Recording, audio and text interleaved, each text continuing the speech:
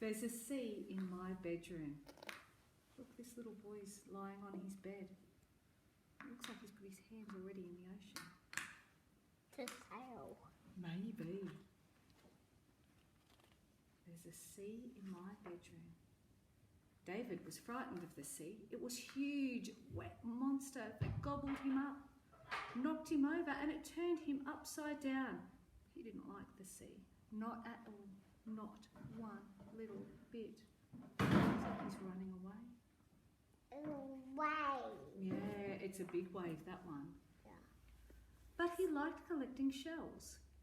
He had fan-shaped ones, some that looked like trumpets, and some that looked like curved animals' teeth that were yellow and grey and pink and purple. Oh, he's got a good collection there. Then one day, he found a conic shell. It was shaped like a pear, brown on the outside and orange on the inside. That's a very special shell, said his father.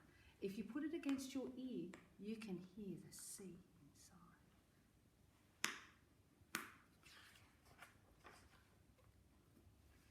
How could the big scary sea get inside a small shell, wondered David. But he pressed the shell against his ear and listened and listened. Then he heard the sea. It was soft and growly and friendly. David wasn't scared of this sea, not at all, not one little bit.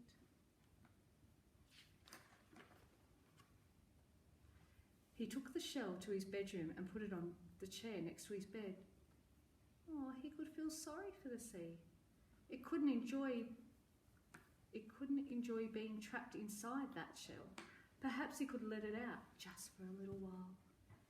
It was such a friendly sea, all soft and growly.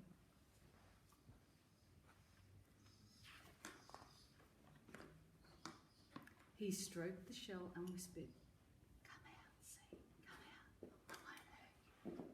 And he waited, and he waited. Nothing happened. Then he heard a swishy, swishy noise. And the sea rushed out of the shell. Look at it, wow. It curled around his toes and foamed up his legs and beat gently against the bed. Oh my goodness. Look at his room. David was getting wet, but he didn't mind, not at all, not one little bit.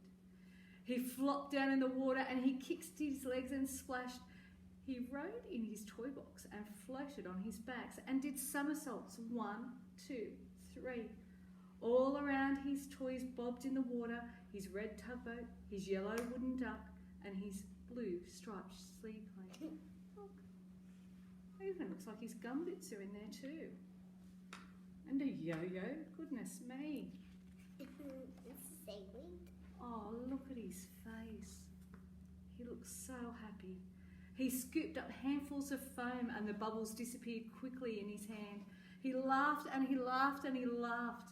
His mother and father heard him and called, "What are you doing, David? What are you up to?"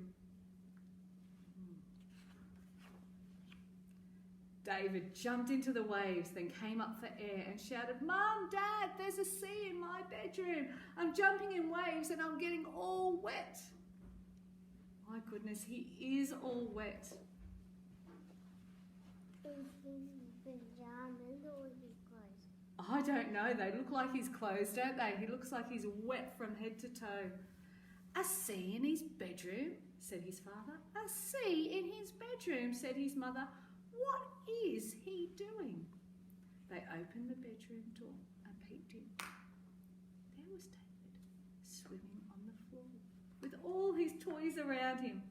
But there was no sea. No sea at all.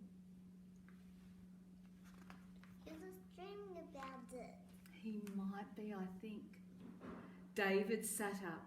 He touched his trousers and his shirt and his hair. He was dry. There was a sea, he said there was. A soft, growly, friendly sea. It lives inside the shell. It's gone back now. His father smiled.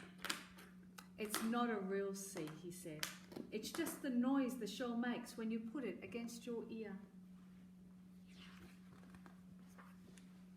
But David knew that there had been a sea in his bedroom. There was even a small pile of sand beneath his chair.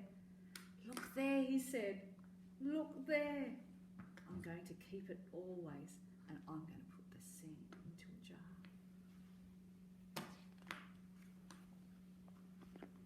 Shall we go to the beach tomorrow? Asked his father. You can go swimming in the sea. Yes, said David, that would be fun. He would take his kickboard and his snorkel and his bucket and his spade. He wasn't frightened of the big sea anymore. Not at all. Not one little bit. Look, it looks like he's getting all ready to go for his big day tomorrow. Oh, look. He doesn't look afraid anymore, does he? He looks like he's having a lovely time. And a little wave. That is only a little wave in the background, isn't it? And I'm sure that his mummy and daddy are there with him too, making sure that he is safe at the beach. He looks so happy. And not smiling. He is smiling a lot. And teeth in there. That's his teeth, because he's got a big smile on his face, and it looks like his hair's all wet. When I go to the beach, I don't like putting my head under the water so much. But I do. Do you? I do. You too? I do too. Oh, my guys and like to the duck tail. underneath the waves and they pop up the other side. I like to just stand so the water's near my knee, up to my knees. I don't like to get too far in. The water at the beach is too cold for me. Even on the hottest of hottest days, I don't like it very much at all. Well, on the hot day, Mummy and me and Daddy go on to the beach and swim Do you? and make sandcastles. Sandcastles at the beach are the best. And I went to the beach and a big wave was coming and it tried to wash me out and I was laughing when I was going away in the wave. Sometimes the waves are very strong, the current's very strong, isn't it? Sometimes when they come in very big and very fast sometimes. And you know what? When I went to another beach, I surfed on the wave with Mummy. Did you? Yeah, you always, when you go to the beach, there's always the two flags that have got one and another one. And you have to make sure that you stay in between those flags because they're red and yellow, and that's the safest place because somebody's looked, the lifeguards have looked, and they've watched all of the waves and all of the water and how it's all moving, and they say that's the safest spot for you to swim.